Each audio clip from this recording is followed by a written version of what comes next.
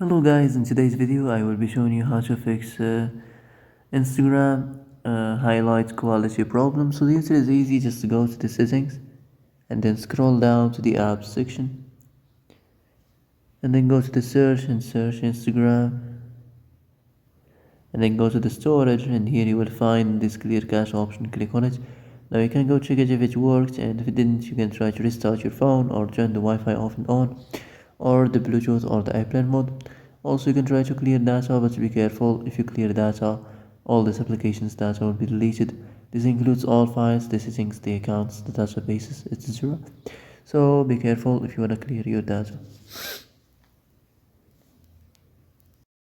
And that's it for today's video. I hope this is the answer you've been looking for.